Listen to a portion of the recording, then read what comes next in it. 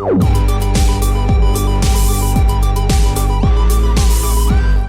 is the Refuge Project.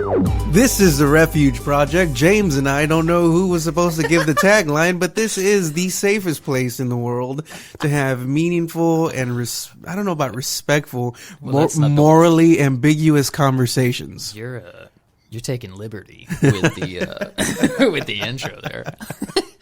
I hit go, and then we got to the end of that little intro. We just both looked at each other and were like, who's you? Me? You? But you me? hopped out. You did it. So, hey, there we go. I mean, you made it up, but yeah. Hey, but more importantly, how are you doing? I'm doing amazing, dude. Well, I was talking to the listeners. Oh, okay. Well, but I'm glad you're doing well, James. What's going on in James' world?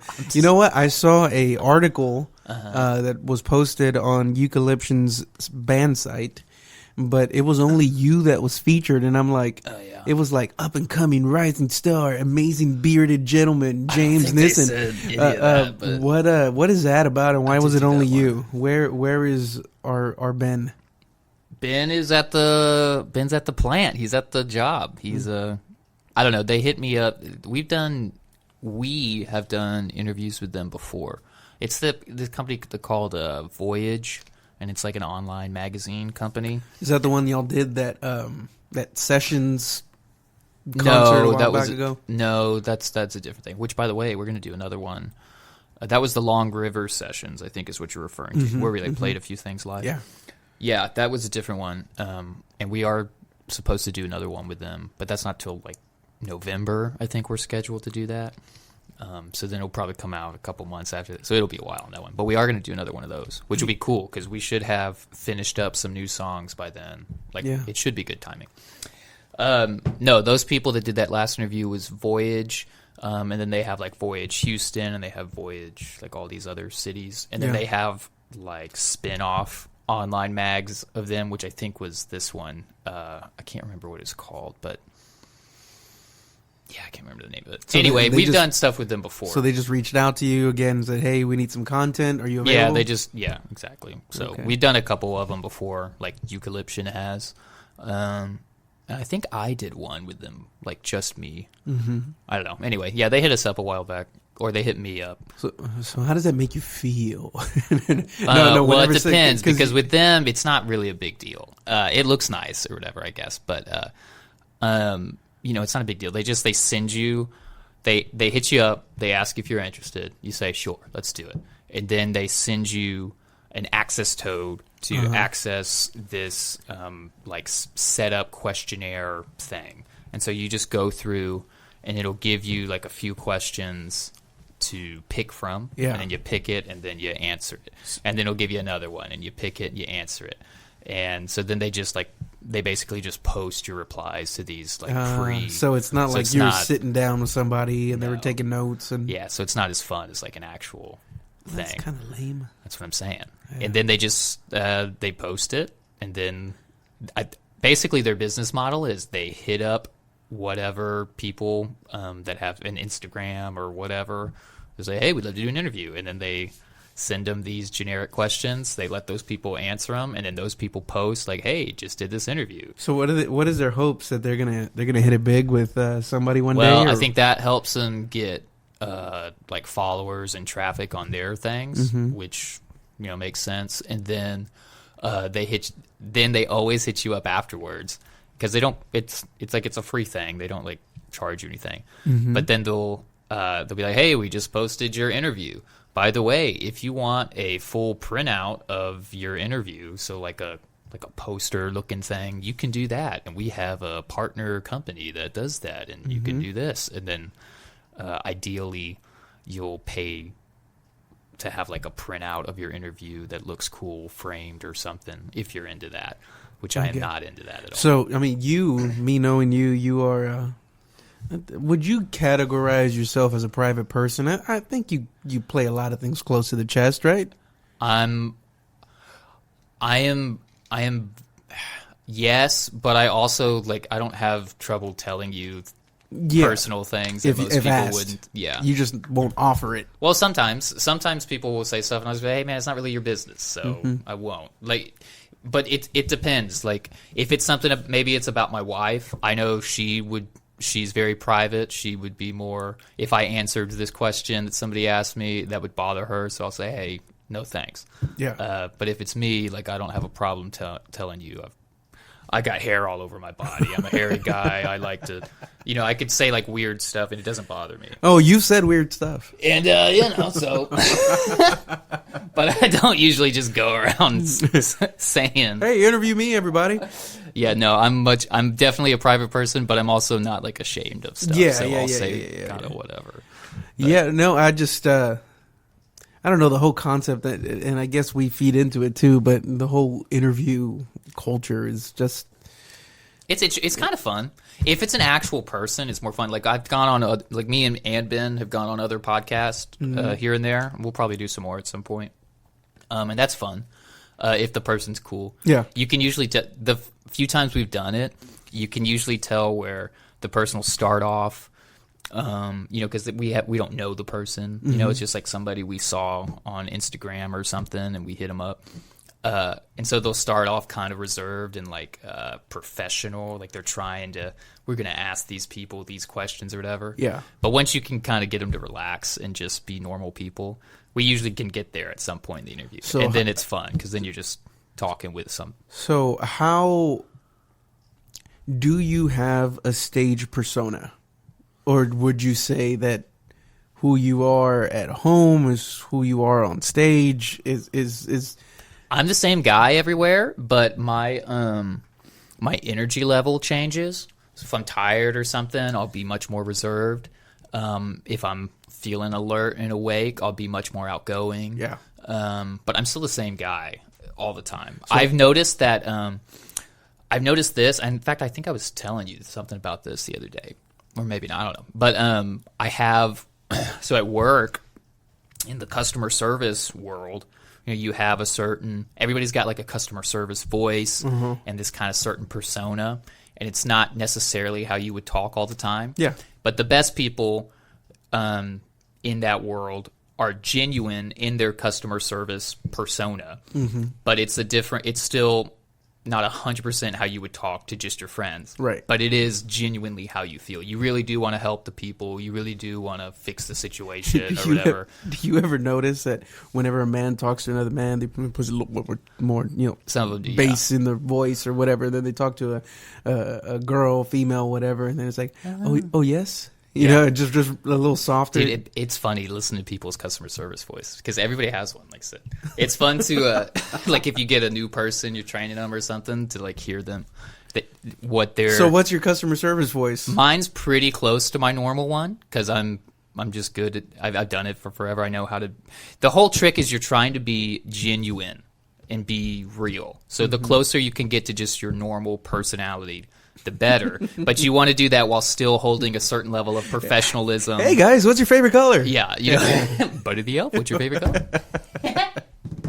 But I noticed at some point so if I'm on, where like I'm at work or something, where I have to, I'm not allowed to say certain things to people. Like if you say something stupid to me, I can't just be like, you're an idiot, shut up, because I'm at work. I got to be professional. You have to, And so I notice I'll have that persona, like that mind frame. But then when I'm off the clock, because a thing you'll hear a lot of people, especially in the customer service world, they'll be like, man, if I wasn't working right now and they said that to me. Oh, I'd go off. It's all that kind of stuff. All the empty threats. Yeah, it's all empty and it's all stupid. But it's like, what do you want to? What should we rebut to that kind of statement when we hear it? Right? It's like, if I wasn't whatever, and it's like, well, what do you want me to do? Yeah, nah, you should do it. Go. Yeah, that's exactly what I do. I usually pump them up. I say, no, you should. You're the hype man. I do it because they won't do it. So it's like they say, no I would have told them this. I would have said that. I say, I think you should do it. I'll go with you right now. Let's tell them. Yeah. No, we can't. Yeah, there's this old preacher story that I remember listening to that there was a group of preachers. They were, and it's not a story, it's actually happened, right? Just not a make-believe story, but they were having dinner or whatnot. Somebody was talking about somebody else, and that person wasn't present. So their senior pastor dialed the number of the person they were talking about and said, hey, so-and-so has something to tell you. That's fun. And you're like, oh. I like that. Yeah, so burn. But yeah, I was talking to Marina about Eucalyption and just some assessments that I've made over the years. I love you guys. I love your music. But I've always said it's like It's like, James, what's that performative aspect that y'all can bring to the platform, right? Where it's not necessarily, I don't, as somebody that would not know you coming to your show for the first time, like, I don't know who James Nissen is. And I don't care who Ben Nissen is. What are you going to do for me right now? So who are you making music for? Are you making music for you? You're making music for people. The world wants to know. It's both. You have to do, if you want to make music for people, you got to make the music for you. If you like it, other people will like it. That's what I think. Wow, that made sense. No, I recall. Said, wow, that made wow, sense. that made sense. You were expecting it. I remember John Mayer in an interview talking about how, because he went to, I think, Juilliard or no, Berkeley. He did attend Berkeley School of Music. He didn't graduate from there. So he had to make the decision on going somewhere else so he can pursue his own music. But he talks about that, and he says that he came to this, I guess, realization within himself on. He said, look, who do I want to make music for? Do I want to make music for people? Do I want to make music for myself? Music for himself, I guess, was all the jazzy stuff, all the complicated, music theory things that a musician would just thrive off of. But he said, I want to be remembered, and that music isn't necessarily translated as the most complex. So sometimes it is. There's all sorts of old famous jazz musicians that didn't make pop music, and they were just for the masses, I guess. But like, you're a drummer, you probably heard of Buddy Rich. Yeah. Who? No, yeah, of course. He wasn't like playing pop beats or whatever. He was just doing crazy big band drum stuff. Have you heard some of his rehearsal tape on YouTube? Rehearsal? I don't think so. It's there's not a video to it, but it's just like captured background rehearsals with his band, like the sound of him playing. But direct, because he was also the director of his band, so he would tear into them, man. Just the ugliest things. Dude, especially in the jazz world, people get intense there. Yeah, it's crazy. I get it. I couldn't cut the mustard. I can cut a little bit of mustard. I got a little bit, maybe a little Grey Poupon. No, I can't do the Grey Poupon. I'm not on that level. Grey Poupon. Right? No, man. But anyway, it's I enjoy y'all's music, so y'all keep it up, dude. I'm excited about the new stuff we're doing, because I think I don't know if I've told you or not, but I've been saying, like, we're doing a little bit poppier stuff. I spent all day yesterday like making beats. Yeah, nice. For a new song, which is hilarious. Hey man, what do you do? I make beats all day, which is really funny to me. Have you ever considered? And the people listening to us are like, "What are y'all guys even talking?" We'll get there, okay? I want to know what's going on in James's world. You ever considered about getting your cousin Michaela on some background vocals or something like that? Because that girl needs to be recorded. She's got a great voice. Yeah, she does. If I ever needed to, for sure. I've got a handful. Like, I've got a big list of, like, a mental list of people I know that I've been, I guess, accumulating over the years, just meeting people in different situations. Yeah. She would definitely be like a female voice. I would love to hear her on a feature. Yeah. Just something original. Yeah. Yeah. I don't know if she'd want to, but she probably would. Well, we've talked throughout the years, and she seems like she's down for that. Yeah. Yeah. Yeah. I mean, yeah. But anyway, with that, men of culture. You know us, dude. Let's go ahead and jump into Culture Corner. Here we go. Beats. Making beats all day.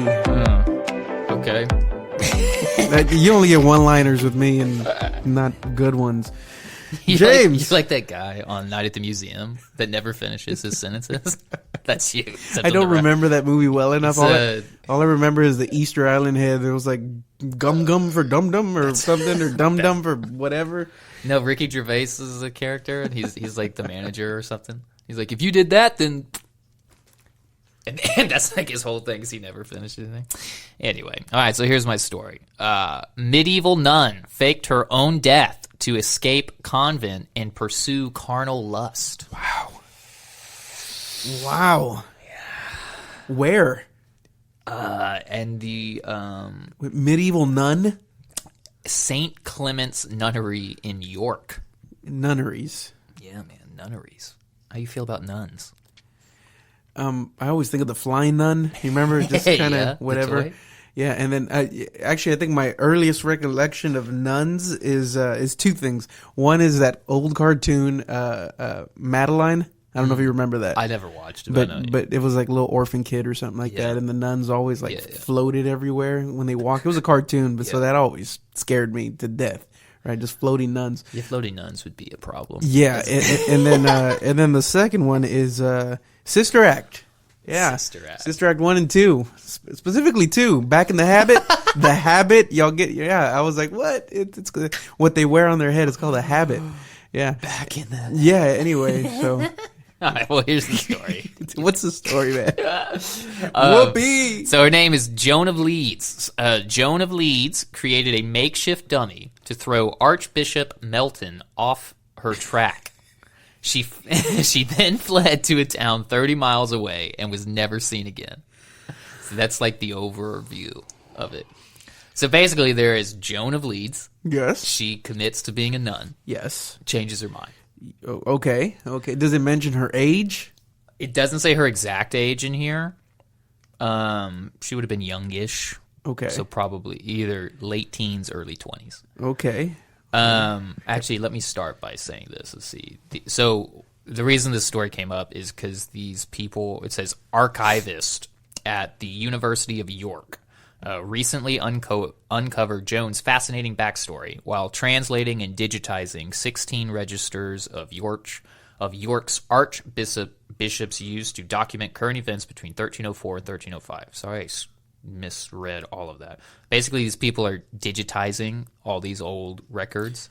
And medieval nun. Yeah, so they came okay. across I did not understand what that evil nun. Yeah, no, medieval. I was like, okay, so they're going back in the annals of history here, and so they're going over all these records, and they're trying to like digitize them. And I was thinking about like it happened last week, and Joan is out there in the streets wilding out. She's still going by Joan of Leeds. Joan of Leeds. No, so this happened in.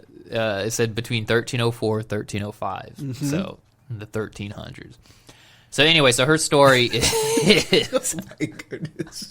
is she made a dummy that looked like her, and it says what they cunning Joan faked her own. So Joan faked her own death by creating a dummy in the likeness of her body and placing it among actual corpses before running away.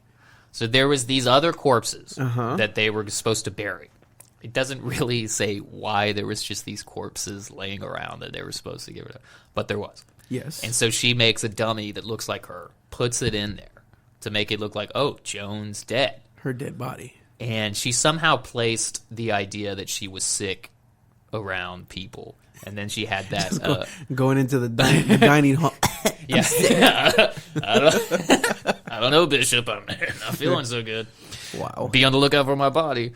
But so she makes this dummy, throws it in there, and then just skips town. But they're always wearing their garbs, right? So it's like, how can anybody identify her body? I think the idea was she made it to where it kind of looked like her face. And I then guess it's that'd be like easier. It's amongst these other dead bodies. So why hopefully are there people are. why are there dead bodies? They're there to be buried. Okay. It didn't really say whose they were or why they were just hanging out, but the church had these bodies to bury, and so she, as an opportunist lady, decided this is my chance to get out of here. And Joan just hooching it up. Yeah. And following her. How did they know her? At some point, her passions. Well, so she just leaves, right? Yes. She leaves. Somehow, it doesn't say exactly how they realized that this is what happened, but somehow somebody figures it out, which makes sense because at some point somebody's going to be moving the bodies into the graves and be like, "Hey, this one's not a body."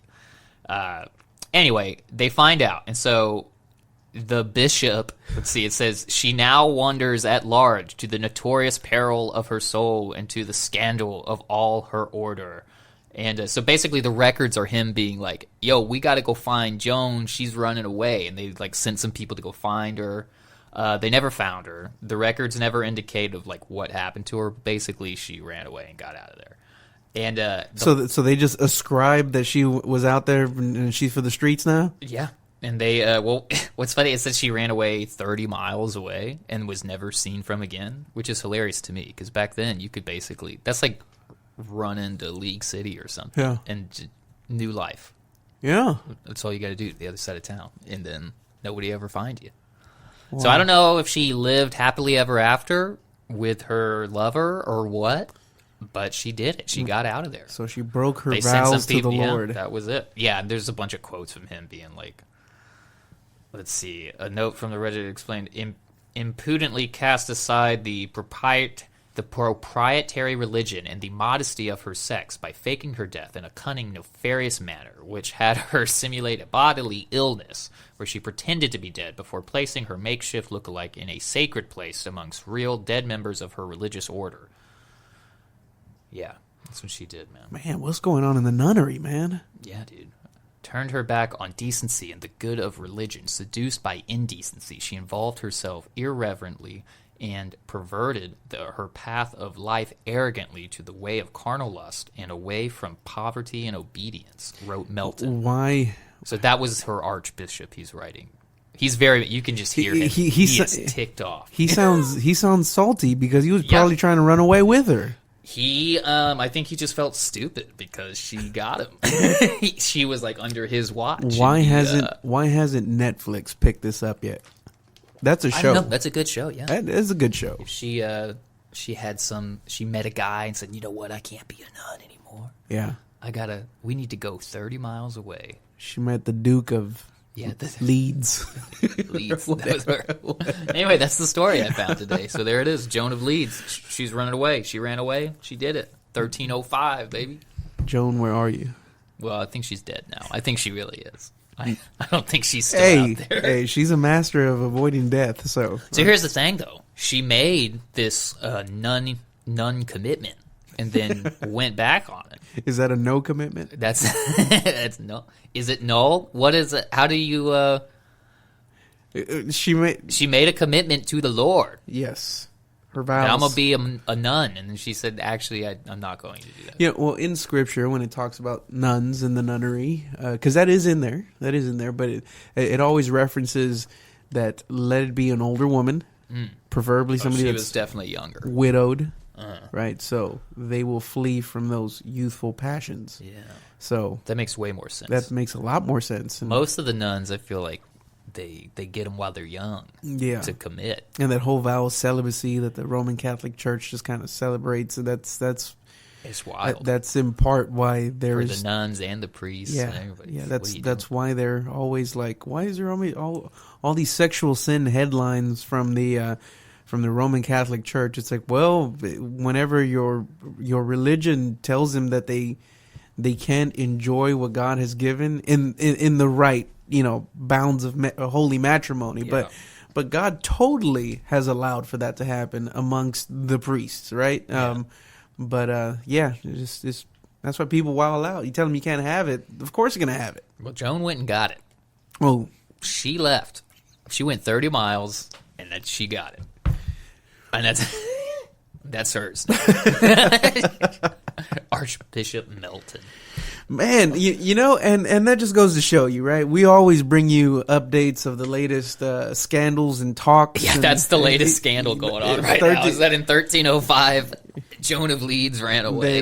They found her hooching. Everybody's talked about it. Yeah. And I was supposed to issue some retractions here. Let's see, over the past couple of episodes, last week I mentioned the Velas and how they were on a TV show. I still don't know what the TV show was. It was not the Dove Awards. It's that other big one, the like the Gospel Music Awards or something. It's one of the big ones, right? GMA? Is that I think so. GMA, Gospel Music Award? Yeah, that probably. Sounds right. That sounds good. Sounds good to me. I think I made that up, but it sounds good. It's a G something, GM something. So they were on that one, and it wasn't. I said Britt Nicole. It wasn't Britt. Britt Nicole's like an artist from the '80s. I wasn't a Christian in the '80s, so I don't know. It was Katie Nicole. Let's pull up Britt Nicole right now. Yeah, I think she's older. I don't know, but I don't listen to her music. Okay. Yeah. So anyway, they were on that, and then the James was pulling that up. So yeah, look at her. Yeah, she looks. How old is she? Oh wait, who are you looking up? Britt Nicole. Okay, how old is she? 39. Okay, well she's not an artist. She's not an artist from the 80s, but there she is. It was another Nicole. Yeah. Yeah. So anyway, it was Katie Nicole. I think that's what her name. And if I got it wrong again, then I'm not issuing any more retractions after this on that. And then secondly, a few weeks back, probably more now, whenever the gospel artist Mandisa passed away. It was kind of shrouded in mystery, not a Joan of Leeds situation, but especially how I think David mentioned that Toby Mac said, well, at least she's not suffering anymore, and that was very kind of like suicidal after the thing talk, that you hear people say, well, at least they're not hurting anymore, but anyway, it wasn't suicide. I saw an article just a couple weeks ago that mentioned that her cause of death was natural. What is it? What was it? Like she had a disease or what? Obesity. She's just too fat? I guess so. Wasn't like heart attack because I guess this, it was or... some kind of, what are they... I don't know, and I'm not gonna. Yeah, that's why I'm issuing this retraction, because I didn't know, right? But I did read that it was attributed to obesity, so it was health related issues. Can you sue McDonald's if your death is? Well, I guess you can't sue anybody. You're dead from across the grave. Yeah. Well, as Joan of Leeds, she's getting away with a lot of stuff. Yeah. So we'll see. But anyway, that was the retraction. So if if that messes with you, then I'm sorry. I will do better. I don't think anybody even remembered any of that. Well, good for you for my saying wife that. did. Okay, and well, she's a listener, so you got to do that. Yeah, I want to correct that. But well, the Mandisa thing, that's true. If you said she suicided, I don't remember that I said that, but my wife said I did. So I do remember us talking about that. Yeah, it sounded like suicide at the time, and I think I wasn't the only one that thought that, but it wasn't the case. So there you go. Now we got the report. So, and with that, for our second culture corner, hey, we jumping back. Jonah Leeds. Article came out. This one was just yesterday, but I think the news came out during the weekend. Was that Dr. Tony Evans has stepped down from his pulpit? And this article that I pulled up, you could tell that they were trying to get creative with this. Dr. Tony Evans, Mexican cruise canceled following leave of absence announcement. Yeah, I was like, oh man, and I just read a little bit into it. It looks like his church or his organization was holding a cruise where there was going to be teaching and preaching and music with his kids and whatnot. And they have this huge church in Dallas, so. I like the way the headline makes it sound like, oh no, he doesn't get to go on a cruise. Yeah, for real. And this is like on churchleaders.com. So go ahead and pull that up if you want to. But he will not be holding that cruise anymore. Now he is on leave of absence. So let's see. So what happened? Yeah. So we'll get to it. Dr. Tony Evans is a widely respected pastor, author, and speaker. He has pastored OCBF for over 40 years and has a radio broadcast titled The Alternative with Tony Evans. He is also the founder and president of the Urban Alternative, a Christian Bible teaching and resource ministry that aims to spread the teaching of God's Word through Christian media with the goal of transforming lives. So, let's see. So, a statement on the OCBF website last week said that at both church services on June 9th, Evans announced the news that he was stepping away from his duties as pastor.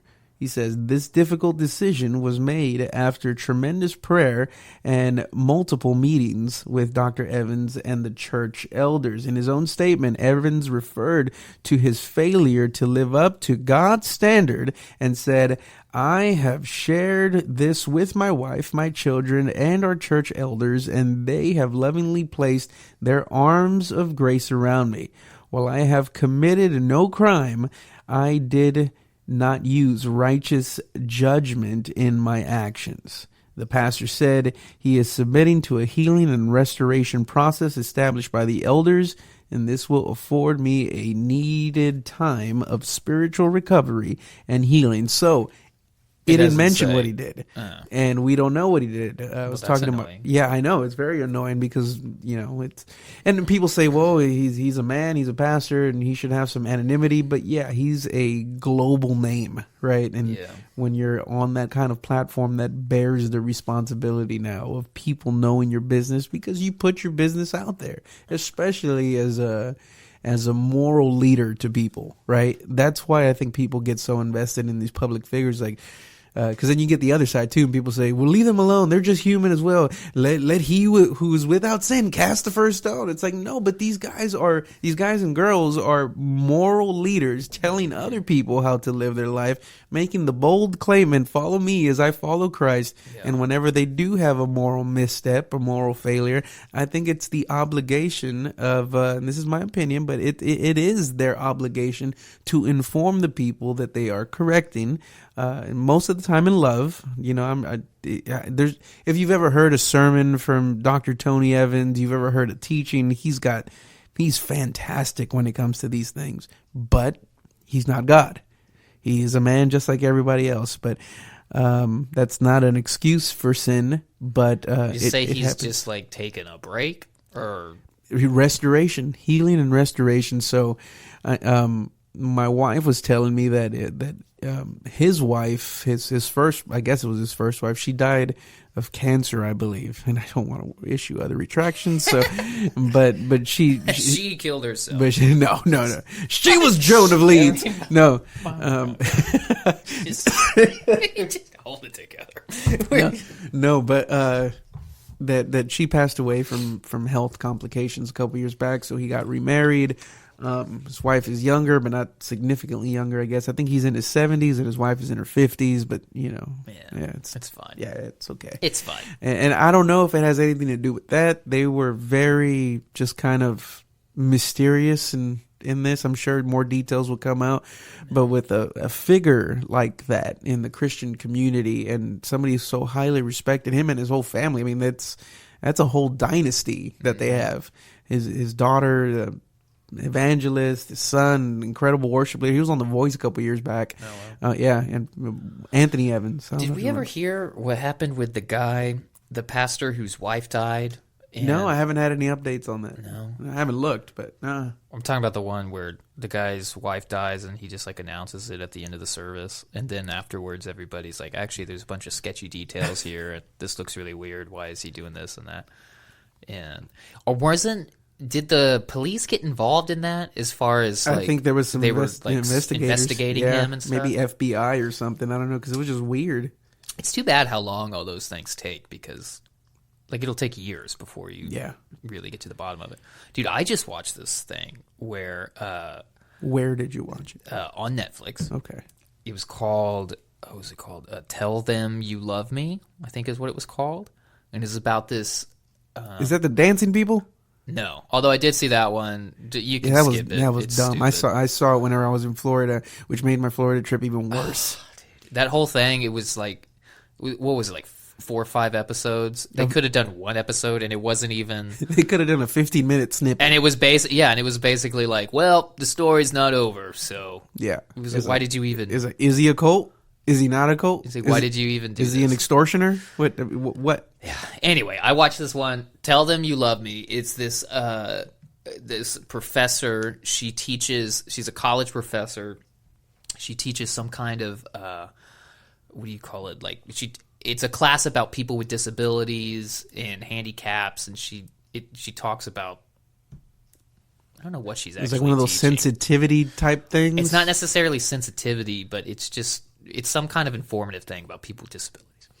And it's a college class. And there's this family. It's this single mom, her older son, and then her younger son. And her younger son has, what's it called? Oh, why can't I think of the details? Basically, he can't talk. He's nonverbal. His mental capacity is that of like a 2 to 4 year old, something like that. If he ever says anything, it's like one word. It's like food or something like that. So he's he's mentally retarded. He can't really walk on his own. He kind of can if you help him, and you have to kind of like parade him around. So that's this guy, and he's in a wheelchair most of the time. And there's this thing. I forget the name of this one too, but there's a thing where people like that who are nonverbal. Mm-hmm. It's controversial, but you can help them speak, because the whole thing is like, if you can't communicate, then like your life's over. If you can't communicate, you're all by yourself. Blah, blah, blah. Right. And so the idea is that these people that are nonverbal for whatever reason are not just stupid and unable to talk. You know, in their mind, they're doing all this stuff, but they just can't get it out because of whatever muscular problems or whatever. Okay. And so the idea is you can help them speak. They have these little like keyboard things. Like Hawkins? Not so much like Hawkins. This is because Hawkins, he doesn't move at all, right? Like, well, he's dead now. Well, he's definitely not moving. No, because Hawkins, it would like speak in a robot voice for him. Uh-huh. Didn't he do something with his head? I think it was with his eyes. His or eyes this is their hands are some... physically typing a key, but most of them, their hands are shaky. They can't hardly move it, so you have to like help them move them. And so it's called like facilitated communication or something. So he's laughing at me because I waved by him. Anyway, so and it's controversial because the people that are, in this case, it's this college professor lady. Mm-hmm. She's helping the family I described. She's helping that guy talk. So she like has to guide his elbow, and then he kind of like pokes a letter, and then he'll like type out a sentence or a phrase, and so you can kind of communicate. And so when they first started doing that, everybody's like, "Oh, well, this is awesome! Like now we can kind of talk to him and da da da." And actually, he's really smart, and he's actually reading books. We'd give him a book, and now you can read it. And he took some class and like did a summary on the book, and it was the same as. And the this other is on people. Netflix. This is on Netflix. It's just like an hour and a half long doc. One episode. One of one. But so it's not even an episode. It's more like a movie. Okay. But it's like a documentary movie. But the lady is I'm sorry, I just like started talking. No. But we're committed now, so I got to finish this. We have an audience that wants to know. But so the lady in the documentary, the lady has already served some jail time. So what happens is the lady ends up being like, actually, me and this handicapped dude, we're actually in love, and we're gonna be together forever. But this lady has a husband. Yeah. Wait, no. Yeah. I'm not even laughing about that. I'm listening, but I'm not even laughing. Just real quick. Real quick. I was just thinking about just you and me having this conversation right now, and David's in Hawaii, and I'm like, how would this conversation be different if he was here? But then I started thinking about, how much the majority of this podcast is us making fun of David for his oldness and his privilege. Really? Seriously? Well, he needs it. He does. He deserves it. He does. I think God sent us in his life to, some humility. You need that. Yeah, and then, we need to see older people reaching out to the younger ones. We're good Christians, so we will. You are a fantastic Christian. Will bless Don't you. underplay yourself. We will bless you with humility and whatever you need. It's like, I'm the most humble person in the world. Just ask me if you don't believe me. Yeah, I'll tell you, dude. Anyway, okay, so this lady's helping him. She's helping him talk, and so now she's like developing a relationship with him, right? And now she's saying, "Hey, actually, we love each other. We're together. We're gonna be together forever." But also, this family is like this poor black family, right? It's a single mom. Okay. And then in my head, it was like he's got this huge nest egg of money. It's like this. It's just this poor black family. The mom is a single mom, and she's got two sons. The older one's like a normal dude who's just been taking care of his handicapped brother whole life. So they're like protective of this guy, right? And it's this like, dude. And so she starts to be like, "Yeah, we're in love." And so you can just imagine the mom's like, "You're not in love with my son. What are you talking about, dude?" Anyway, so she ends up like having sex with the son. Supposedly a few times. And he can't move. He just kind of like wiggles a little bit. His head kind of rolls back and forth. He can't walk on his own. You got to But he has no control over his arms and Not legs. really. Like he can't can kind of have the table, but He's in a there's no wheelchair? dexterity. So like when he's doing the communication stuff, she has to guide his Okay. elbow and all. Okay. So this is what's going on, right?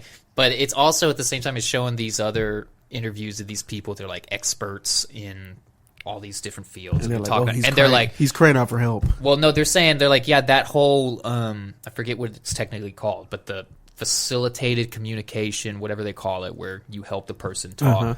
They're like, yeah, it's like a controversial thing. A lot of people think it's not legit. Yeah.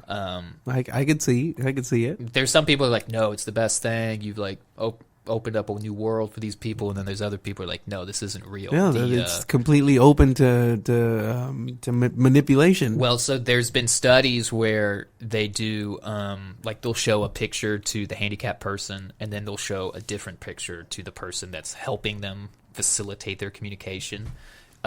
So they're showing two different pictures, and they'll be like, hey, type in what you saw in the picture. So they'll show like a picture of a dog to the handicapped person, and then they'll show a picture of a cat to the other person. And they'll be like, what you see? And they'll end up saying cat, because the person that's helping them talk, that's what that person saw. And so it's like a little, they're like helping guide their hand into what they think the person should be saying. There's been like those kind of studies. Yeah. Anyway, I've talked about this way too long. Basically, the girl gets convicted for sexual assault because they're like, no, you are, because her whole defense is like, no, he says he loves me. We love each other. And they're like, no, that thing's not really legit. It sounds like you're just raping this guy. Yeah. And the lady's great. Like, from the first scene when you hear her talk, I'm like, oh, this lady's a liar, for sure. Also, she had, like, kids and a husband. So she's she's cheating already on yeah. the husband with this handicap guy, which is crazy. Yeah. And she ends up serving a couple years, and then she gets out because of some legal technicality or something. But when they're sentencing her, the ex-husband sends it a note to the judge. Is like, yeah, I believe my wife is like a narcissistic, pathological liar. She probably really believes that this guy loves her, and da-da-da-da. I don't know what to do with her. Figure it out. It's like Wow. what he sends to the judge. Wow. And anyway, that's I don't remember why I brought that up, but I've been watching that. That was good. That was interesting. I'm trying to find the connecting line there. This crazy professor just like rapes this handicapped dude, and in her head she's like, yeah, no, he loves me. Yeah. I mean, I guess if And I had the mom's basically like, you just raped my 2-year-old, essentially, yeah. because that's like how much his mind works. People, I don't know if what we were talking about is just people mess up and people are crazy and people do things that I think this lady's legit crazy. Yeah, might be. And the people that were kind of for her were like, I think she really believes this. I don't think she's just some like coming up with a story. I think she really believed it because what started the weirdness is she would be like, actually, he doesn't like that. Like, she would tell the mom, like, yeah, he doesn't like that. He actually wants to do this. Can we change the music? He's not going to like that music. He's going to like this music. And started like telling, and the mom's like, what are you doing? It sounds like a perfect environment for a narcissist to manipulate. It was a good hour and a half. They probably could have done that story in about 40 minutes. That's always my critique with everything. It's like, real. you could have cut this in half. You could have cut out 3 of these episodes. Yeah. Yeah, well, that's people need help out there, and I pulled up this other article talking about Dr. Tony Evans, and it says this: Dr. Evans' confession at 74 years old is a sobering reminder that the enemy is no respecter of age, career, years of service, titles, degrees, or size of ministry. But didn't it say he did something like in the past? Like, it wasn't something he just did? I don't know his history, but to my knowledge, he's got a pretty good record. Yeah. Now, if anybody has ever, if you know that. But as far as I've been a Christian, his name has always been associated with excellence in serving the kingdom. Mm-hmm. So, that's a sad thing. But yeah, it says the enemy is seeking to devour all pastors and church leaders. He wants to steal, kill, and destroy every one of them, including you and me. Paul reminds us in Galatians chapter 6, verse 1, brothers, if anyone is caught in any transgression, you who are spiritual should restore him in a spirit of gentleness, keep watch on yourself, lest you be tempted. And that is a very sobering reminder and a perfect segue into what we're going to be talking about today. James, what are we going to be talking about today? Well, we're going to talk about the Carl Lentz interview. Carl Lentz, no stranger to this podcast. Yeah. Well, it's also, it fits with the story you just did. There we go. Should we do a song first? Or should Yeah, we do you know what? Let's do a song. Let me pull up. I found a song today. This song is called Captured by Mark Barlow in Isle Vista Worship. So I like here Mark we go. Barlow. Yeah, I'm just kind of discovering it.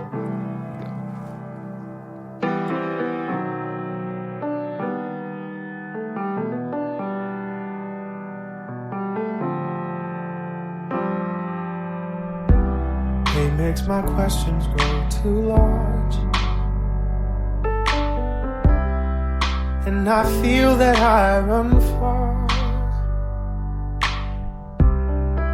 My memory fails me right.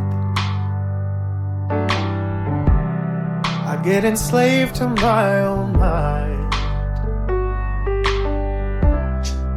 Forgetfulness of your grace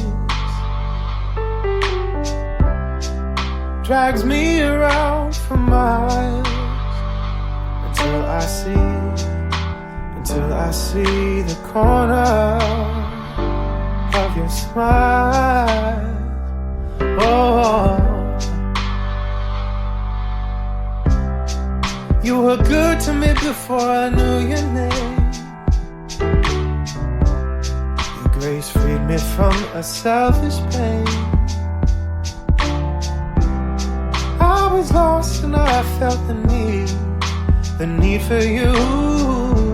How could I ever leave?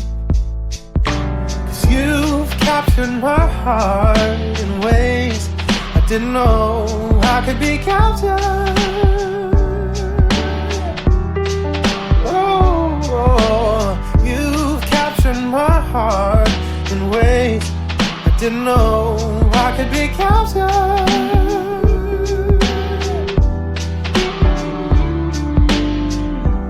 I fall so short from what I can't achieve. Start to agree with what I don't believe. My sensory fails the truth as I disremember who I am in you. Forgetfulness of your grace drags me around for miles until I see the corner of your smile. Oh, you were good to me before I knew your name. Oh, your grace freed me from my selfish pain, I was lost and I felt the need for you. How could I ever leave? 'Cause you've captured my heart in ways I didn't know I could be captured. Oh, you've captured my heart in ways I didn't know I could be captured.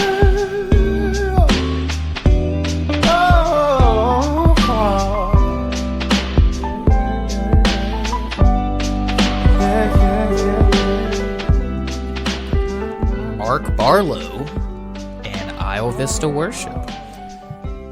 That's them. Yeah, no, I like that group. There's a few songs we've done from them in the past, and yeah, just real good.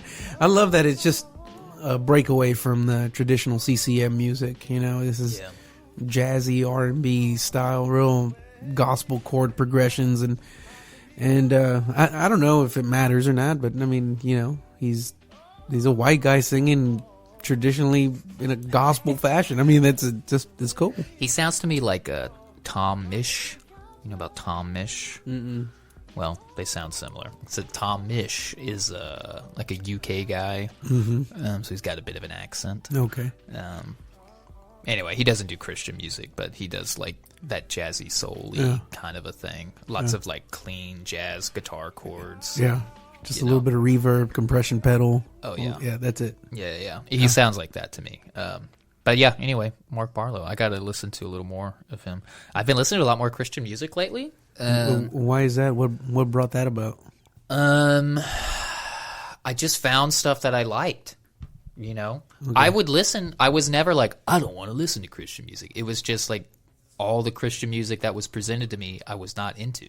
So I wouldn't listen to most of it. So who's at the top of the playlist right now? So right now, I went through an Andy Mineo phase. Okay. I told you, dude, I've been like, yeah, that's the I would poppy rappy stuff. I would have never said, yeah, James. Only like half of it. There's another half that I'm like, I can't seem to get into. But there's a couple albums that I was like, I really like this.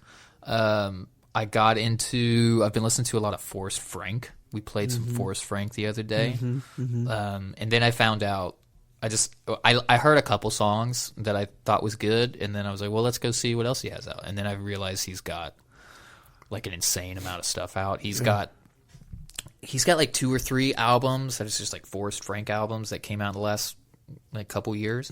But then he was also, I found out he was part of this group called Surfaces, which is like him and a couple dudes. And it sounds basically the same. He's a young dude, isn't he? Yeah, he's a young guy from like just outside of Katy. Like he's a Texas area guy. But that group has like 4 albums. So basically the point is there's a ton of his music out. Yes. So I started just listening to a bunch of that. Part of me hates it, and part of me really likes it. But which is really funny to the me. part that you hate is that you are listening to stuff, or the music itself. It's the idea of it. No, it's like the way he talks, like the way he sings. Actually, his normal talking voice is not that bad. It's pretty normal. But it's like all the young lingo. They're saying stuff like Riz. They're saying stuff like pull up. Like you know what I mean? Yeah, I got you. The way they'll phrase the lyrics in the song is you know, like it's all like this choppy flow, triple like that kind of stuff. So there's that. So there's a part of me is like, this is so stupid. I hate that. But then he's like a Christian artist and he's like saying good stuff, and it's not all like that. I so hate that justification, you know what I mean? James. Well, no, it's not just that. It's not just because he's a Christian artist, because there's lots of like Christian rappers that would do that kind of stuff, and I still hate it. But it's like whenever people go up there and they do like a special, and they're off key, or that and then people still go up to them and I was like, that changed my life. It's like, you stop telling people that. It's like saying, I mean, I'm not saying be rude about it either, but it's like, let's stop. Anyway, go ahead. I don't know, but there's stuff like that where it just sounds like, look, I'll put on something. If I put on, I need an example. I'm not as familiar with these songs, but here's one. Gaslight my rage right now with this music. I'll describe to you what I like and what I don't like. I think this one has a Okay, so you hear his voice, like he sounds. Yeah, exactly. That's what I'm saying. I'm lazy. Yeah, you know what I mean? Because I barely care. That kind of stuff I kind of hate. But he sings really good. Sure. Supposedly he's making the beat, he's playing all the guitars, like he does all the stuff. It's like they tell him, talk through your mouth and don't use your nose. There's the treble. You know what I mean? There's that stuff. So there's part of it that I hate. But they have good beats. Yeah. And then part of me is like, whatever. I don't know. But I mean, I get it. I mean, the lyric, and it's like, because you could even listen to it in the snare, right? The snare it's a lot of attack. It's a fat snare, but there's no like, it decays real quick, right? So just like these choppy things. But he's got but they're like good lyrics. But the lingo he'll use is such Gen Z stuff that I kind of I don't like it. But here's the thing, dude. Got like 50 songs out. You know what I mean? I think we played hold up. You know, but it's just my thing is like if I would preach a message, and I know there's different realms, right? Though those two don't meet, I guess. But if I was to preach a message in that style, people would accuse me of not caring and being lazy. Oh yeah, definitely, for sure. Here's okay. You probably heard this one. In fact, we might have played this one the other day. This one's called "No Longer Bound." This is a bigger one of his songs. It's like this gospel-y thing, and then they kind of rap and stuff. So again, if you listen to the lyrics, like they're solid lyrics. There we go. You know, the shadow of death. Yeah, I'm familiar with the song. Oh, it slaps. I mean, it's, so it's like, but it's also like this super poppy, super. So you get what I mean when I'm like, part of me hates it, and then the other part of me is like, I really like it. I think the part that you hate is that you like it, and there's part of me that hates that I like it a little bit, and it's just like I'm very conflicted. Yeah, but I've told Ben this before. I've told a lot of people this before. A lot of my favorite things, I think I really like them, and I also think they're the worst at the same time. I think it's like, so like cars are like that. Like I drove that Astro van around for forever. It's like this dumb minivan. And it's this old crappy van. You hate to love it and love to hate it. I think it's so stupid, but then I'm also like, this is the best. This is so much fun. Yes. You know what I mean? I see a weird car and I'm like, that car is the dumbest looking thing. I feel that same way about really the Tesla would like truck. I don't have one. It's so ridiculous. Yeah, I don't have one. I'd still love to have it. It's like I don't have David's money, so yeah, dude, come on. Hey. So, but yeah, a lot of my favorite things, or I don't even know if they're favorite, but like things I will simultaneously think they're the worst and the dumbest thing ever, and I'll be like, yeah, I love that. Like that's the dumbest shirt I've ever seen. I want to wear it. Yeah, it's like having an itch, right? It's like you hate that you have the itch, but you love to scratch it. I don't know. I don't know if I'd say it like that, but I mean, because there's a certain amount of relief. I do like scratching an itch. Yeah, I mean, who doesn't? Dude, come scratch my back, and we're gonna have a good time. Yeah, I like a good back scratch. Man, but I hate. I get it, and that's like that twisted realm that the artist is always in, right? Mm-hmm.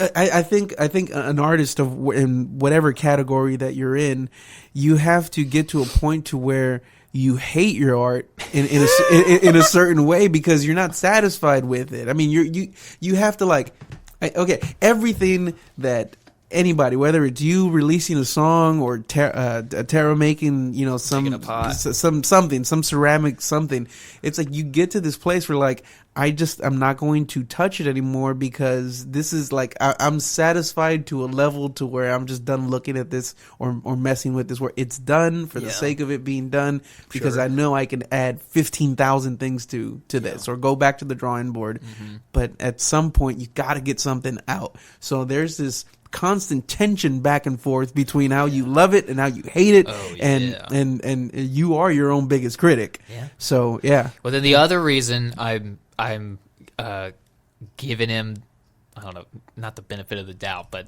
I'm listening to the music anyway, is because I actually like him enough. Yes. He seems like genuine enough. Like I watched an interview or two with him, and again, it's like it's clouded with all this like Gen Z slangs that's really dumb and annoying. Minio? No, the Force Frank guy. Okay. But I like what he's saying. So even though it's said with dumb slang, but I like what he's saying. So I don't know. Anyway, I don't remember why I got on that either. But things we love to hate. I don't know. Oh, I was just saying I've been listening to. Oh yeah. Then I asked the question. I've been listening to more Christian music. Yeah. So yeah, that Andy. I listened to. I don't know. I don't really think this other group is a Christian music. Yeah. I think they're just Christians. Supposedly, called Dawson Hollow. Dawson Hollow. Dawson Hollow. Dawson DAWSON, and then Hollow like HOLLO. Yeah. Here's a song. I won't play the whole thing, but here's. They're like this indie pop rock thing. Okay. Just real groovy. Yeah. But like this is just a song about a girl. You know, it's not like. It's that 70s style recording. But it's real good. Yeah. Just feel good, lay back. Love it. They also do some more folky stuff. Like, see, there's a violin in there. Yeah. They're supposedly they're all siblings, like brothers, sisters. Oh, yeah. Which was nice. You're into that. You know what I mean? It's like this real. Partridge Family. It's like old school Yeah. pop in an indie rock thing. Feeling good. No, it's good. So I've been listening to that kind of stuff. Yeah, you need to send me that Well, name on how to spell it. I'll send it to you. But yeah, that's good. There's this one you're not gonna have high fidelity audio like you had, but you know I'm always on the search for alternative Christian music. And check this one out. This is Let's hear it, dude. artist is called Claudia Isaki. Song is called My Home. Real jazzy. I don't want milk, I don't want honey. Oh yeah. If you're not This is one of those. This is definitely stylistic, right? Where people just hate this style of singing, Oh I don't power, don't yeah. Or you like it. or you love it. Yeah, but it's like every indie female songwriter anyway. So Claudia Isaki, if you're looking for some different music, there you go. I That's your just hit. sent you one of their albums. And you know what? I'm gonna accept. Except it doesn't have the single that I just played. but Nice. Anyway, you can do Oh, whatever you want. Dawson. Okay, Dawson. Dawson Hollow. Dawson Hollow. The way you made it all kind of. I was like, are they German or something? Dawson Hollow. Dawson Hollow. Do- Dawson Hollow. I'll tell you this. I've been disappointed by. You want to hear what I've listened to that I was disappointed? Let's I'll tell you. Here it goes. go. Who? Darren King, Okay. drummer, Yes. former drummer of Mute Math. Yes. So all the sorry, my cable's getting all the Mute Math dudes, well, not all of them. A lot of Darren, Paul, the old singer, like they keep doing solo stuff, Yeah. which is annoying. So Darren King finally put out an album. Actually, he put out two.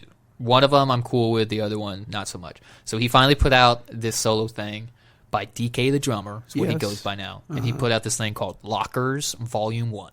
And so all the vocals on it is collabs with different artists. So it's him like making beats and kind of producing synths and stuff. And then he's got all these different people doing Features and whatever. yeah, and so that one's actually pretty good. It's not amazing. It's got some really cool, amazing parts, but overall, it's fine. Yeah, just content So I being like it. released. But then he did like a solo thing where he's like singing and stuff, and it's way more experimental, weird, emotional.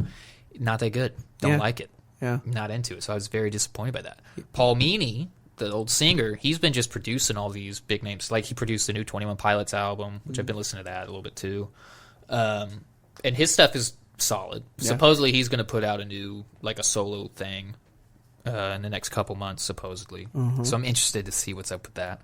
But every time I hear something from one of them, I'm like, why wouldn't you just be Mute Math Yeah, already? just get back together. It's like What's the point? all of the stuff they're putting out is not as good as when they put out stuff together. Yeah. And you go, what are you doing? Yeah, I felt that same way with Blink 182, and they were my childhood band, yeah, right? yeah. Like they're not Christian at all. No, they're not.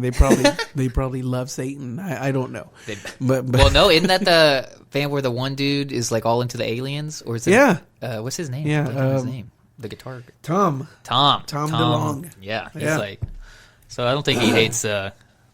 I don't know, man. He's all. they're in on the they're a aliens. weird bunch, man. But they were all releasing music separately and the same kind of thing. It all sounded like the band that they were all in together, but then But missing the other elements of the band. that made that band, So if I listen to A Paul, fan. if I listen to any kind of Paul Meany thing, you Uh-huh. can hear like his chords and like the production from him and his vocal stuff, but it's missing the rhythm stuff.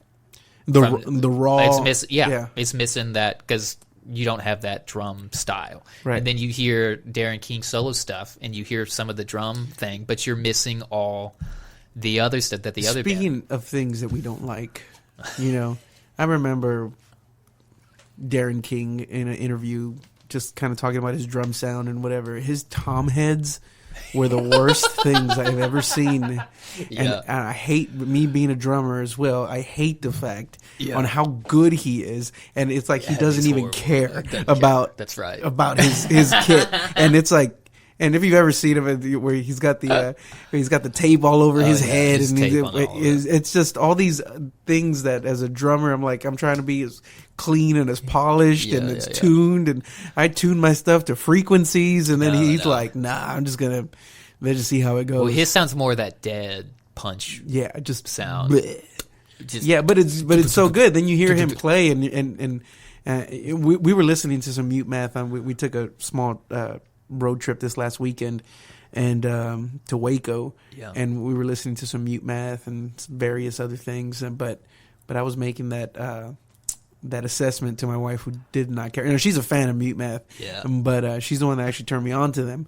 But she didn't care about your drama insight. No, I said, you know what I like about Darren King? Like, no doubt the guy can chop if he wanted to. Yeah. Right? But he doesn't do that in its music. Even the stuff it's that's just like really aggressive groove. Super aggressive groove, but it's straight in the pocket, and those lazy parts that he plays are on purpose, and you hear it, and it's just, it's wonderful to listen to. It very much sounds like him, is what I've said before. But that was my thing with like all of the members. Yeah. When Paul does something, it sounds like him. When the bassist Roy, when he plays the bass, it sounds like him playing the bass. You know, all they're that not stuff. Together, and it's and you just go. So you hear those elements in whatever they're doing, and you're like, it's fine, but it's the Power Rangers, man. You know, it's like when they're not all together. The Pink Ranger's fine, but what's yeah. Anyway, I think one of these days, I think they will eventually do something together again, but we'll see, man. They need to, and Eucalyptus needs to open up. I'll open up, dude. I'll do it, dude. I was talking to my friend Noe, who plays with the Vortex guys, and because they've got like a management company and all this stuff now, because they've been doing this, they've been popping and all this, and he said that their manager asked them if they'd be interested in ever working with a producer at some point, and if so, like, who would they do it? And he was telling me about this conversation, and I said something about Paul Meany at some point, because I think we were just talking about like the 21 Pilots album being produced by him or something. And I said something about that, and he was like, yeah, dude, no, like, for real. I told him, I was like, dude, if I worked with anybody, it would probably be like Paul Meany, and then he listed a couple other people, and he's like, yeah, dude, if I ever end up working with him, I'll give you a FaceTime and all this stuff. And I was just like, okay, dude, all right, cool.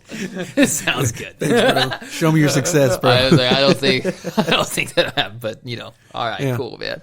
Hey, but hey, that would be a fun phone call. If he's like, hey, dude, just so you know, we're doing a single with Paul Meany.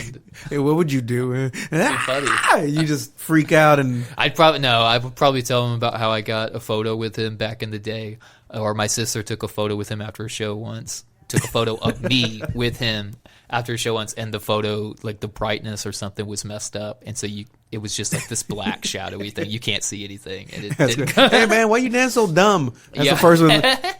Why you guys being? Just get the band back together.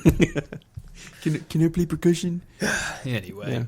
What are we talking about the today? The video we were going to bring up before we got distracted by music.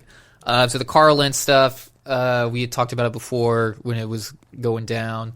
He got found out having some affairs, and he got fired from Hillsong. He's kind of been laying low, if I'm not mistaken, for a while. He was hired on somewhere, but definitely not on a platform. And I think he just started a podcast, if I'm not mistaken. I think they mentioned. Anyway, he just did this like tell-all interview with ABC. I think it was like a Dateline thing. Mm-hmm. Anyway, so we have the interview. We thought we'd play some of it and react to it. Let's go. I've seen a couple clips from it, but I haven't really watched the whole thing. The whole thing's 8 minutes. I don't know if we'll do the whole thing, but anyway, so we'll play some of this interview and give some thoughts. Background, I don't know if it says it in this interview, but apparently the guy doing the interview, like interviewing him, used to go to the church that Carl Lentz was the pastor of. Because some of the clips I've seen where he's asking him some questions, they seem like kind of aggressive. Like he went there as a journalist getting some data, or like he was went just there a member of the congregation. Okay, so if you can put yourself in that space, like your pastor got in trouble for having an affair and they fired him, and now you're getting to ask questions. Yeah. So that's kind of funny to me. All right. Anyway, so here it is. Adultery, betrayal, secrets. Part of the human condition since the beginning of time. Feel free to if cut you me live off. long enough, you've likely experienced it or love someone who has. Tonight, a look at all three through the eyes of a very public couple who experienced all three in a very public way. Carl Lentz was once one of the most popular preachers in America. Actually, let me skip this evening. He's just really need all that. good. To redemption is steep, long, and far from over. And from boyhood to manhood, Sorry, I should have found where. The power and okay, money here we go. It service, starts. both sacred and sacred. Y'all don't understand what I'm saying. Today, it's his soul in need of salvation. There's that saying, the power and money and prestige don't change who you are, it reveals who you are. It's true. Money and influence revealed that I was a broken guy that had some serious flaws that I could function with for a long time until you couldn't. Correct your course and keep you closer to the shepherd. For a decade, he espoused and shouted salvation to others. Do better than that if you got any reason to be thankful tonight. Thousands at a time. He was lead pastor of Hillsong NYC. This is our God. Left to the right. Let's sing it out tonight. Spirit lead me. Not just one of the most famous megachurches in America, Hillsong the brand was one of the fastest growing, hippest, high energy religious movements on earth. A diverse and youthful congregation, and celebrity drip like jewelry. Followers included actress Vanessa Hudgens, basketball star Kevin Durant, and pop star Justin Bieber. I just want to love Carl more. You're doing a good job with that. Carl Lentz was all that. Until he wasn't. When his extramarital affairs made headlines, he was fired in 2020. Done. A celebrity pastor admitted cheating on his wife. Okay, so pause real quick. So it's like, I know this is hindsight 2020 now, right? And everybody's looking back. It's like, there were signs. It's like, no, the Christian community. I remember when that picture came out whenever he was, working out or whatever. And he just, I mean, they were there. Yeah. I got this weird David Flynn thing going on right now. But anyway, it's like, why is it that, and people were being vocal about it, but again, from a leadership standpoint, where was his accountability? How come, these guys have PR people. Where was the guy that's like, hey, maybe you need to downscale this with the public persona a little bit. Maybe you need to be a little more modest in the way that you're presenting yourself, because the image you are portraying is not the interest of the church. Yeah. Right. And I don't know, but Hillsong was quiet, man. Yeah.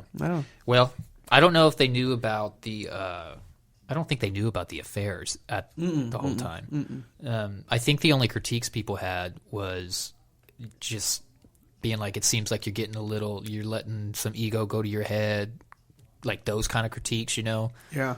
Not like, but and also again from a leadership standpoint, it's like, well, I mean, but this is ultimately bringing in revenue, right? Yeah. It's like this guy being who he is and how he is, being such a visual, money making personality, like. The church was working. The church was working. They were only getting bigger. Yeah. And so again, you get back into that conversation of when do we put a stop to things, and is it okay just because some fruit is being produced? Is it okay to allow certain injustices to continue? Right, just because fruit is being produced from that person. Well, I think it was more like it's working, so let's not even like question it too much because it is working. Or did they know? Yes, it's working, so let's not question it enough. But was there enough foresight in those rooms, in those leadership meetings, where they said, "But this guy eventually is going to go off the rails," and what's that conversation like? Are we willing to let this happen just because it's bringing in people? I mean, I have enough respect for Hillsong in general that I feel like their leaderships would have had those thoughts and discussions, know? But, I mean, I don't know. Anyway, play a little more. At Hillsong Church until he was fired. And now the mega popular church announcing an investigation into its New York City branch. The church itself embroiled in several controversies as well. And even to this day, Carl Lentz is still loathed by many online. How did you let it fall apart? My whole life. Yeah. Why couldn't you keep it in your pants to keep it in control? Well, that wasn't the primary. By the way, okay, so again, this is a guy who's like from the church. So that's what I mean with like the questions. Like, hey, how'd you let it all fall apart? Why couldn't you just keep it in your pants? The professional aspect of all that just kind of went out the window. How come you keep it in your pants? That's like how he's starting it off, which is fun to me. How did you let it fall apart? My whole life. Yeah. Yeah. Why couldn't you keep it in your pants to keep it in control? Well, that wasn't the primary thing that got me in trouble. It wasn't a sexual thing. It's not like I was out, looking to have sex or looking to commit adultery. I had deep brokenness that manifests itself in a lot of different ways. Do you want to change? I'm changing.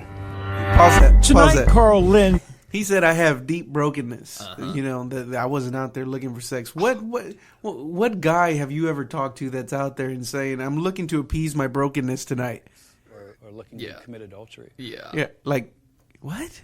Yeah. He's like, "No, dude, you were looking for it and you found it." And well, supposedly there was quite a few of the affairs. So there was a lot. It wasn't just like a one-time thing or like he had a moment of weakness. That's just the one that he got caught with. And he acknowledges that like they ask, or we'll just play some more. Yeah. Deep brokenness that manifests itself in a lot of different ways. Do you want to change? I'm changing. Tonight, Carl Lentz like you've never seen him before. And the truth is, I was digging my own grave.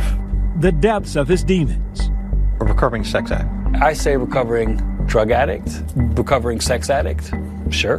His wife Laura sharing her darkest moment. What was the lowest point for you? So I think the lowest I point guess he's was, still married, by the way. Can I talk about that? And the reasons she decided to stay. In the mid-2010s, Carl's public profile reached its peak, extending all the way to Hollywood, baptizing Justin Bieber. There was a night where he wanted to renew his faith and he wanted to get baptized again. One of the most powerful things I've been a part of. Pastor Lentz popping up on talk shows like The View. You really don't look like any pastor that I've ever seen. Interviews with Oprah.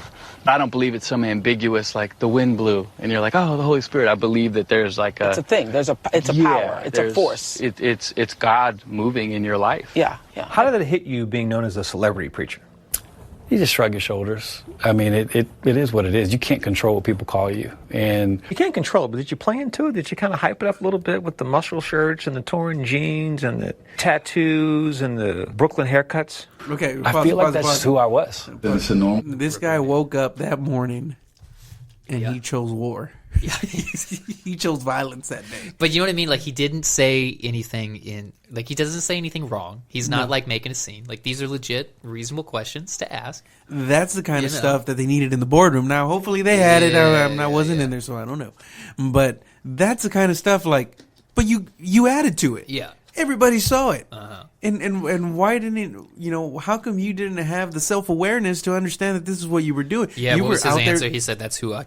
That's who I was. That's who I was. All right.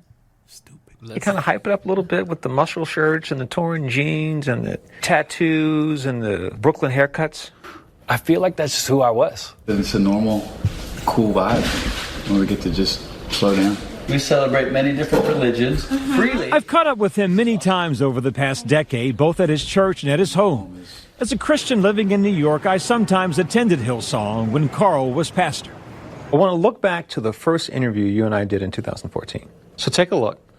You can't fake who you are. You are who you are. So if everybody on our... Who are you? I love people. Tell me what's up. I really want to have, the same heart for people that Jesus did. He's tearing up. Which is to not see what everybody else saw, but try to dig a little bit deeper. I feel like that's how I was reached. Was it fake? No, I'm not that good. That's crazy to look at that now. That's so funny. So he pulls up an old interview. Yeah. And he's pulling the receipts. Yeah, and he just like asks him like a simple question. The guy starts tearing up. He's like, I just want to love people like Jesus. Yeah. He's like, was that fake? Because that seemed kind of fake. And he said no, but I don't know. It was kind of. That just seems like okay, I get it. Yes, but he's a public persona as well. He did. I'm hypercritical of all this because I'm in leadership as well, and there's a certain expectation and this is just me, okay? And this is not even so much from a Pastor Caesar perspective. No, this is just me as me being me. I like. In order for me to see repentance in that guy, I need to see pictures of him slamming cheeseburgers, and, losing the look, losing the persona, you need him to gain 20 pounds. I need him to gain. I need him to gain 47 pounds. Okay, I don't know. I think you're making up some scriptures there. No. I need him not to be manicured for a while, and it's like, okay, this is a guy that's seeking repentance, God said, if you want to repent, you gotta sacrifice a dove, eat 20 cheeseburgers. There you go. And it's like, I for me, and this is my own stupidity, I guess, but I'm just like, no, I need to see somebody that's just normal, that's really trying to get their feet back, planted on the solid rock. I mean, he seems pretty okay in the interview so far. Like, he hasn't really done anything that's made me go, well, he looks like he's going to GQ after this. Also, but also, like, he came for the interview. Yeah.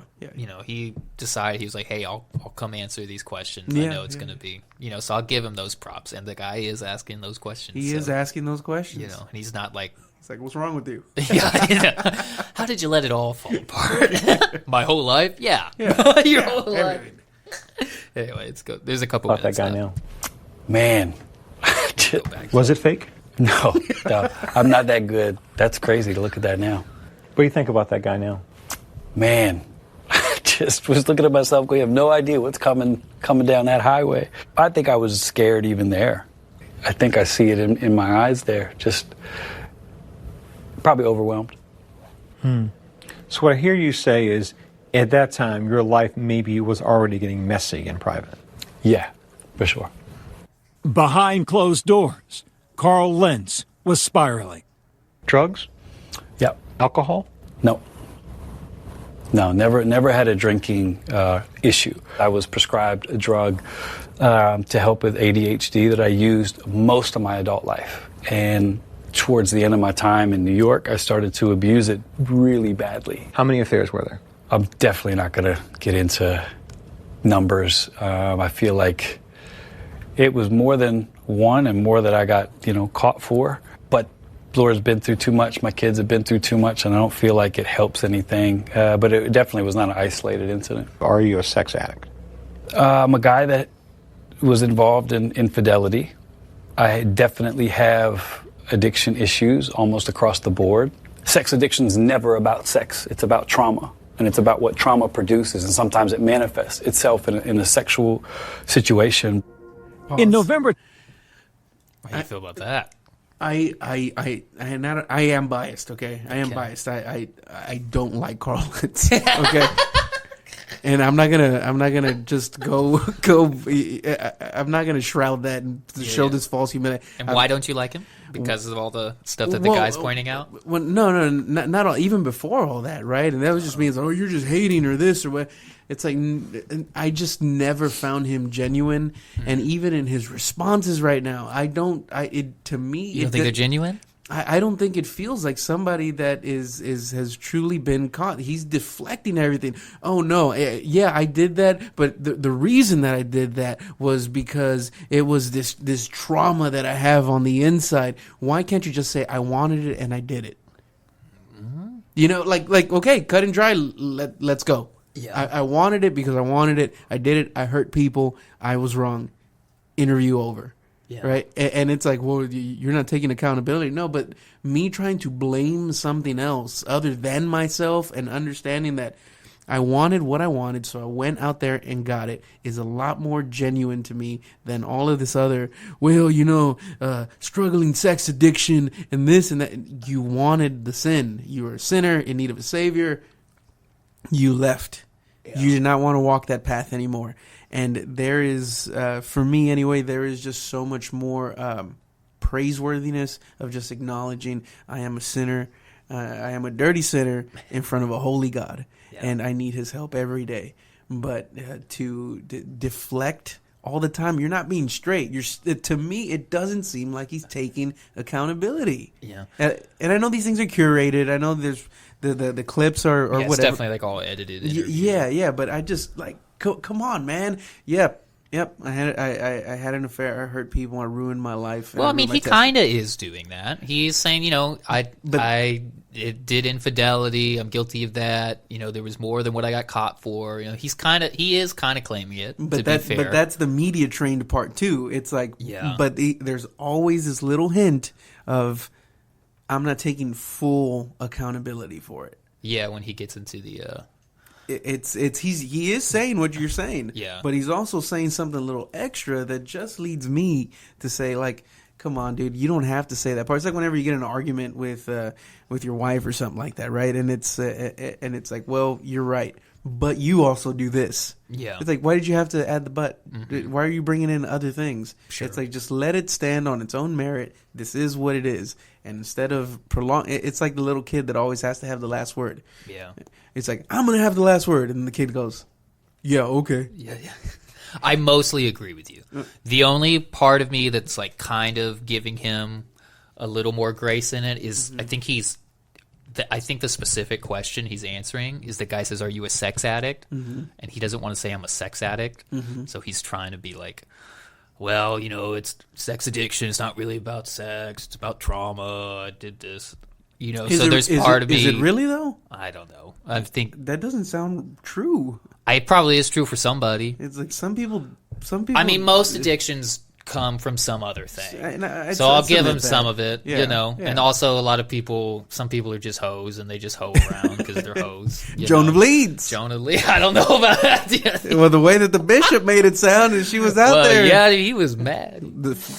Joan for the streets. Okay. Anyway, so I'm like kind of giving a little grace because I'm trying. He's specifically answering that question. I'll give you a little bit, but I mostly agree with you. God can forgive him. Okay, I'm not saying there isn't a way back. I'm not saying that he's going to be cast into the lake of fire. No, God can forgive him. He will find redemption if he's walking it out. Yeah. I'm just saying I'm not so quick to be.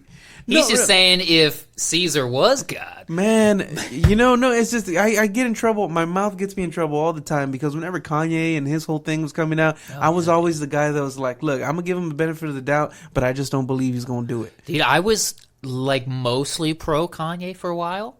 I'm pretty anti. Well, I'm not anti Kanye, but I don't think any of it's. I'm not on the it's genuine. No. I'm way more on the and exactly, side. and it's like some people that you're a glass half empty kind of guy, and I'm like, well, but I am. I and then I guess also because me ministering to young people as well, I know the importance of living out what you say, transparency. And once you lose them, you never get them back, right? They'll only believe you once. Yeah. You mess with them on what they think about you, and that's what sticks. That's what stays. And these people, these gigantic personalities, the people they are affecting are the ones that I minister to, right? More so than anybody else in the older generation.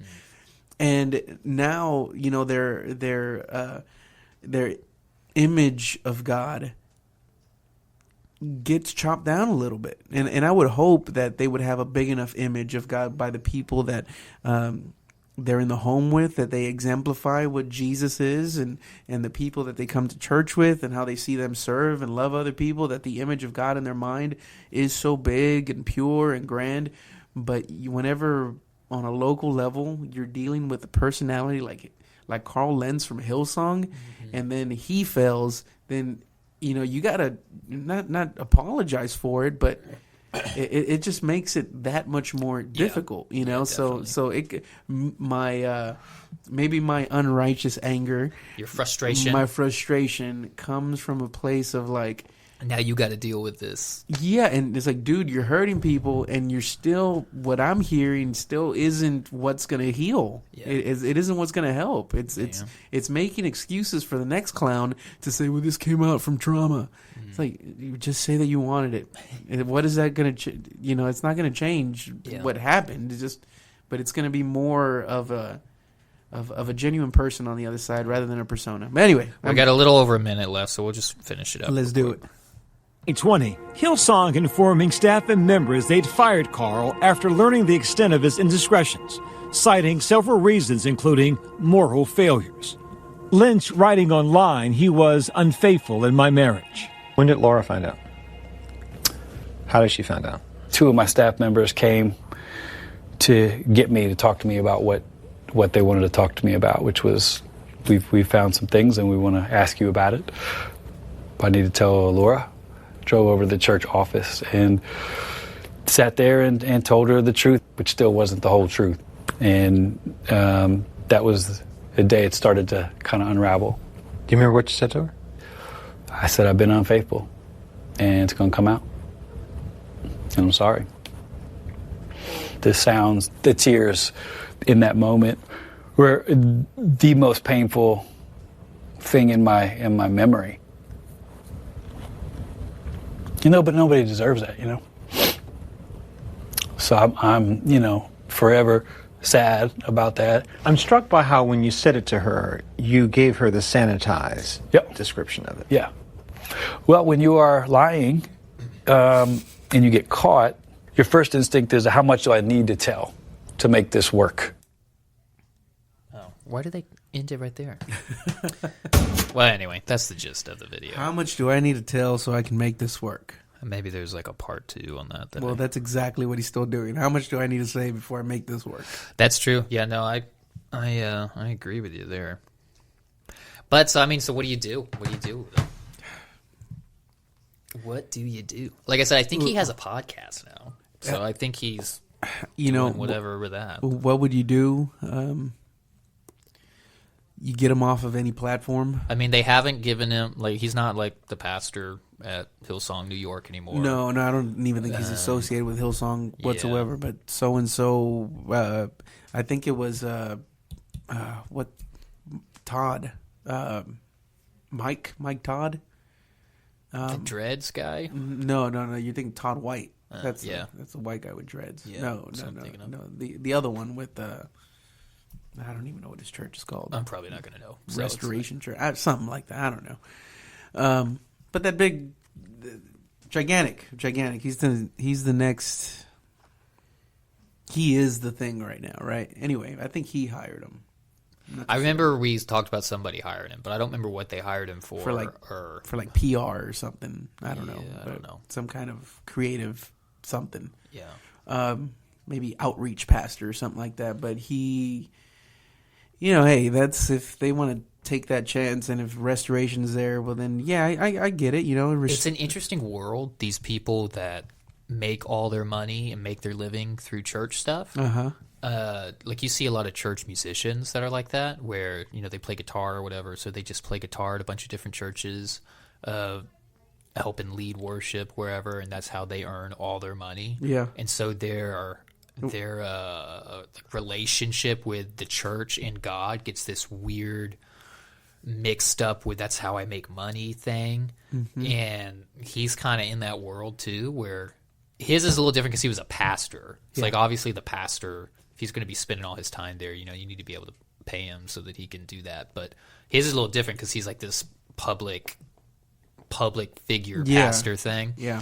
But he's like wrapped up in that world. So it's like, what is he even like? What do you do? Yeah. What can you do? Well, apparently he starts a podcast. But and in our modern day world, I don't know if anything else can be done other than what's being done, unless you just go get like a regular job, like a regular person, But like, what's he gonna do? Exactly. Like, and the hard part is like, well, you say, well, what could one do? Get out of the limelight.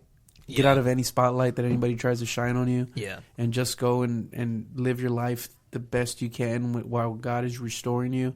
out of the public eye. I think that's what I would have to do. I think that, I would have to just go get a regular job, whatever that means. Yeah. It wouldn't be a church job. Yeah. So something like that. And then just go be a member of a church somewhere. And try to stay out of every single light. And then people... And if God wants to like put you back in a position of ministry or whatever, you know, he'll do it whenever the time's right, and he'll, you know, it would make sense. But I think that's what you would do, right? Yeah, not while your marriage is still being restored, not while you're still in your brokenness, and not while you know, it's like that's not a healthy place to lead from, as far as from a pastoral level.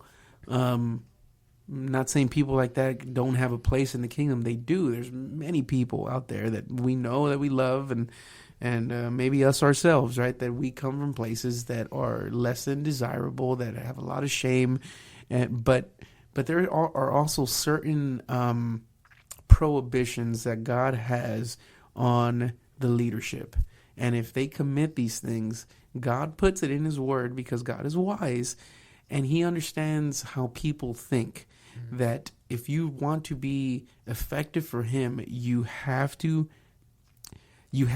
live by what you preach, because it hurts people at the end. There's people that went to Hillsong that will never set foot in another church again because of what he did. Yeah.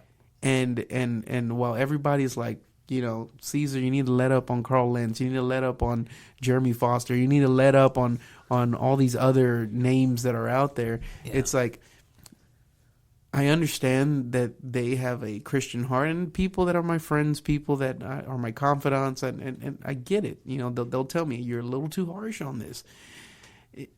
And they're advocating for the guy, the person that did the indiscretion. But on the other side, I want people to realize I want to be the advocate for those that were hurt as well, right? It's like, you need to let up on them. It's like they hurt God's children too. Yeah. So let's not forget that. You know, in how we are so quick to forgive, it doesn't mean we're quick to forget, right? And responsible leadership would be like, hey, we forgive them. They can operate. But I'm not going to forget what you did. And you hurt God's people too. So, and I've had that conversation on multiple fronts, right? You need to stop being so harsh, judgmental. It's like, they hurt God's people. Yeah. And you're defending the abuser. Yeah. God needs a voice for the victim too. Absolutely. Know? And anyway, so that's you know, I feel passionate about this because we serve in a place where our decisions affect people, they affect our families, they affect people that we know and love, and we don't want to see people hurt, you know, and God doesn't want to see people hurt. Absolutely. So yeah, and anyway, so I know this was a little different for us reacting to a video, but I thought it was good. Yeah, it'd be interesting to see the other story you brought up. I forget the pastor's name now. Tony Evans. Yeah, it'll be interesting to see what comes out of that, if happens anything. with that. Yeah. Yeah. Yeah. Anyway, Dave should be back next week, right? Hopefully. Yeah, we could talk about dude. I don't even know if we'll be here next week. We got them storms coming this way. Might blow us away. That's true. Well, we'll see. Dude, my cousin Michaela, I saw her Sunday at Father's Day stuff and all. Yeah, and she was saying how she's about to go to Hawaii too. Yeah, because so everybody's going to Hawaii, dude. So when are you going? Next year. Are you really? Yeah, yeah, for 10-year anniversary. Everybody's going, dude. 10-year anniversary. Yeah. But y'all went before. Yeah, right? We went 6 years ago. I thought you were about to say 6 times. No, man. That was a former manager that I had. We won't get into that. He went twice a year, but he didn't have kids. Dude, I'd go more often, but you know, it's just that much more money to do stuff. The next trip I'm doing, me and Tara's 6-year anniversary. It's coming up in July. Wow! So like a few weeks. We're just gonna do a little weekend thing. Camp somewhere, something like that. I got a hotel, just like a generic hotel in New Braunfels area, and we're gonna go kayak a little bit. You know, eat at the grist mill probably. Yeah. Just do a quick little weekend thing, just to do something. Perfect. And then, but the next, I want to do some more like bigger trips, you know. But it's the thing with the big trip, the like $2,000-$3,000 trip, whatever it is, where you're gone for a week or two, or is it's like it takes me a whole year or so to be able to save up to like make that happen. Yeah. And so if you've got a big list of 5-10 places you want to go, it's like that's like 15 years worth of travel. You're all booked up. So like I'd love to go back to Hawaii, and I mean I probably will one of these days, but that's one of those big trips for me. Yeah, that you got to plan. And I'm like, but I still want to go to Italy someday. I want to go to New Zealand one of these days. I want to go, I got all these other places. I'm like, I think it's down on the list now. Yeah. I think I got 2 places. Which means I probably won't go back for another decade or so. Or hey, that's okay, because even in another decade, you still won't be as old as David. That's true. Hey. Yeah. No, I got 2 places, not necessarily places, but the idea of a place that I have on my bucket list. One is like maybe some kind of resort in some kind of Arctic land or something like that. But you go up to like Iceland or something like that. But there's green and it's not cold, but just cascading waterfalls, and then you're in a resort, and then you look over the water, and it's beautiful and it's gorgeous. That's one thing for me. And then the other one is, man, I'd love to do that. About it. Like you look at some of the imagery from what is it, The Sound of Music and stuff. Oh yeah, up in Austria. Yeah, it looks beautiful. Greenland. My parents were talking about going there a while back. I don't remember what happened. My dad started to almost plan a trip. Yeah, because that was where him and my mom met. Was over in like Austria. That's a storybook. It's pretty funny, right? Yeah. And so they went back over there for their their big anniversary. 30th, right? Yeah. I think it was one of those big ones not too long ago. And he was like, "Yeah, I'd love to take the whole family there at some point for like a week or something." And he started doing it, and then I don't know what happened, but we didn't do it. Yeah. Then the other one is, have you seen those little huts that are like out in the middle of water, and you can only get to them by little boat? Are you talking about like in the Maldives? I don't know. Dude, if you want to do something like that, the Maldives, dude, I'm gonna give you the hookup. I don't even know where that is. I'm gonna send you the hookup, all right? In the Maldives, they have these. I'm like, where's that? West Texas? It's like I think it's in the Pacific somewhere. But it's like little huts on the water, and they'll do basically what you're talking about. Yeah. And they're usually really expensive. But if you use certain credit card points, it's like super cheap. And there's a lot of these different cards. You can get enough points for a sign-up bonus to pay for like 2 or 3 nights there for free, basically. You still got to get the plane ticket. But anyway, it's the Maldives. Yeah. That's what you want, dude. Well, I don't think my wife would go, but I ain't going by myself. So. Oh, she'd want to go. Show her we'll send her the photos. Yeah. She's going to want it. Anyway, well, those are, how do they end those lifestyles of the rich and famous? It's, oh man, what was that? Go summer in the Maldives. No, it's like champagne wishes and caviar dreams. That's what they're saying. So with that, we send you out. And we love you. Pastor David loves you. I'm questionable sometimes. This is the Refuge Project.